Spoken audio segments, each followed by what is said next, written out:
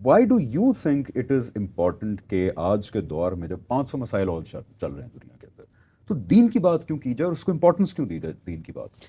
دیکھیے، دین کی بات کیوں کی جائے، اس سوال کا بہت ہی سادہ سا جواب ہے، کوئی فلسفیانہ، کوئی منطقی موشگافی، کوئی بہت بڑا جس کو آپ کہتے ہیں نقطہ نظر نہیں، بہت سادہ سا جواب ہے۔ وہ سادہ جواب یہ ہے کہ میں بطور انسان اس دنیا کے اندر جب حقائق کا سامنا کرتا ہوں تو میرے سامنے جو سب سے بڑی حقیقت گلی بازار میں رقصہ نظر آتی ہے وہ موت کی حقیقت ہے۔ موت ایک ایسی حقیقت ہے کہ جس کو کائنات کا کوئی شخص کسی سطح پر بھی جھٹلا ہی نہیں سکتا۔ یعنی اگر وہ جھٹلائے بھی تو وہ شخص خود حقیقت کی دنیا میں فراموش ہو جائے گا، چونکہ کچھ عرصے بعد وہ مر جائے گا۔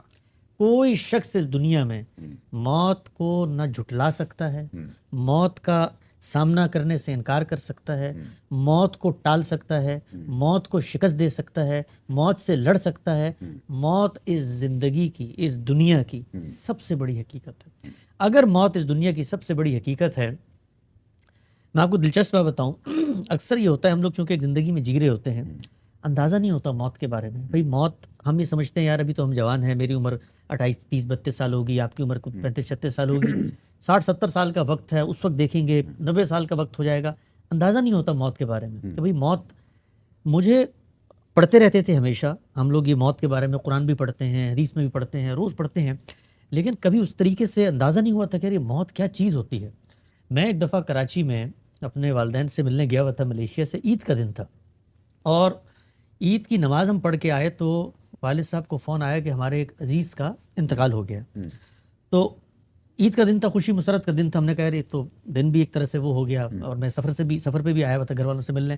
خیر طے یہ ہوا کہ جنازہ ان کا بہت دور تھا کراچی میں، وہاں نہیں جا سکتے ہم، لیکن ایک سرد خانے میں جہاں پر وہ میت آئے گی، ایدھی کا سپر ہائی وے پہ سرد خانہ تھا، وہاں چلے جاتے ہیں اور وہیں اعزاء اقربا سے مل لیں گے۔ عید کا دن تھا، تو میں والد صاحب کو لے کر چلا گیا وہاں پہ سپر ہائی وے پہ، اور وہاں پر جب ہم پہنچے اس مردہ خانے میں تو وہاں پر ایک شخص کھڑا ہوا تھا۔ میں مردہ خانے میں داخل ہوا تو وہ خالی پڑا ہوا تھا، تو میں نے اس سے کہا کہ بھائی عید کا دن ہے، آپ کا بھی دل چاہتا ہوگا لیکن کیا کرے، مجبوری ہے، تو میت آنے والی ہوگی، ہم بھی اس کا دیدار کرنے کے لیے آئے ہیں۔ تو اس نے کہا نہیں یہ تو میرا کام ہے، اور میں صبح عید کی نماز کے بعد سے اب تک کوئی 1.25 گھنٹے میں کوئی 42 کے قریب لوگوں کو غسل دے چکا ہوں۔ جب اس نے کہا کہ 42 کے قریب لوگوں کو کراچی کا ایک سرد خانہ غسل دے چکا ہے ایک گھنٹے کے اندر، آپ سوچیں، تو میں نے اس سے پوچھا، میں نے کہا وہ کہاں ہیں وہ 42 لوگ؟ اس نے دروازہ کھولا تو آپ یقین جانے کہ وہاں پر وہ لاشیں پڑی ہوئی تھیں۔ اس دن مجھے یہ اندازہ ہوا کہ یار یہ موت کتنی بڑی حقیقت ہے۔ یہ سارے لوگ اپنی اپنے گھروں میں، اپنے اپنے محلوں میں، اپنی اپنی فیکٹریوں میں، اپنے اپنے کارخانوں میں، اپنے اپنے اداروں میں یہ کہہ رہے ہوں گے کہ یار میرے بغیر یہ دنیا کیسے چلے گی، ایک زندگی جی ہوگی، میرے بغیر یہ کائنات کیسے چلے گی، میرے بغیر یہ کارخانہ کیسے چلے گا، میں ہی تو ہوں یہ چیزیں لے کر چل رہا ہوں، میرا علم، میرا فلسفہ، میری مشقت، میرا مال و دولت، میری گاڑیاں، یہ سب کچھ، ان سب کچھ کو چھوڑ کے لمحہ لمحہ اگر آپ جائیے انٹرنیٹ پہ سرچ کیجئے، دنیا میں ایک دن میں ہزاروں کی تعداد میں لوگ رخصت ہوتے ہیں۔ انسانیت کا سب سے بڑا مسئلہ وہ موت کا مسئلہ ہے۔ اس مسئلے کو ہم اپنی آنکھوں سے اوجھل کر دیتے ہیں، اس مسئلے سے ہم دور ہو جاتے ہیں۔ جائیں کسی دن اس اسپتال میں جائیے، ICU وارڈ میں جائیے کسی قبرستان میں جا کے کھڑے ہو جائیے، تو آپ کو پتہ چلے گا ہم میں سے چلتے پھرتے لوگ، صحت مند لوگ، کیسے کیسے جس کو آپ کہتے ہیں نجیب اور دانا اور گوہر اور الطاف اور فلسفے بکھارنے والے لوگ، یوں منو مٹی کے نیچے پڑے ہوئے ہوتے ہیں، اور اتنے ناتواں یہ انسان ہے۔ آپ دیکھیں اتنا ناتواں انسان کہ انسان کیا کیا فلسفے گاڑتا ہے، کیا کیا باتیں کرتا ہے۔ میرے والد صاحب دل کے مریض ہیں، تو میں نے ایک دفعہ ان سے پوچھا، میں نے کہا کہ کبھی آپ کو زندگی میں بے بسی کا کبھی کوئی مشاہدہ ہوا؟ تو وہ کہتے ہیں کہ میرا جب دوسرا بائی پاس ہوا نا تو میں بستر پہ لیٹا ہوا تھا اور مجھے خارش ہو رہی تھی جسم کے کسی حصے پہ، میں اتنا بے بس تھا کہ میں اپنا ہاتھ وہاں تک نہیں لیا سکتا تھا۔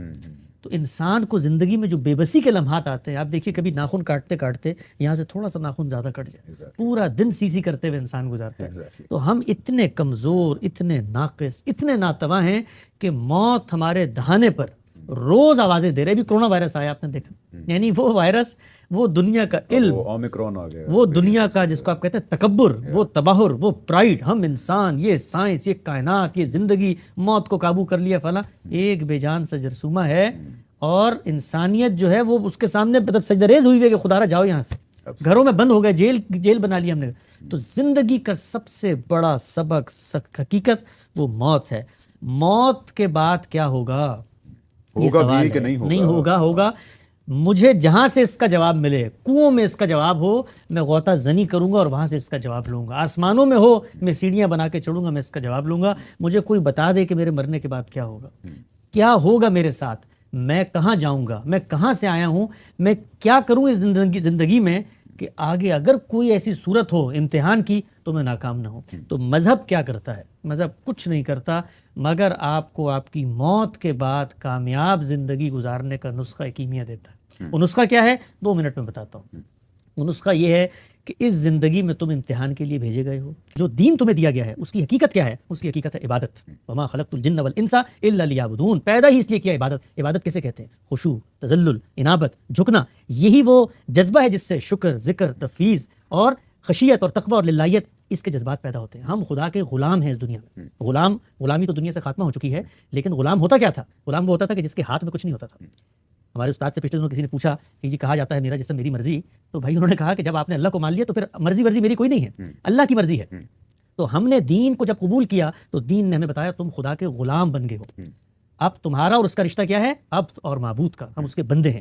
جو عبد ہوتا ہے وہ پھر اپنے آپ کو کسی کے حوالے کر دیتا ہے، سپرد کر دیتا ہے. اسی سے اسلام کی تعبیر بھی آئی ہے ٹو سرنڈر، کہ ہم اپنے آپ کو سپرد کر دیتے ہیں اس کے.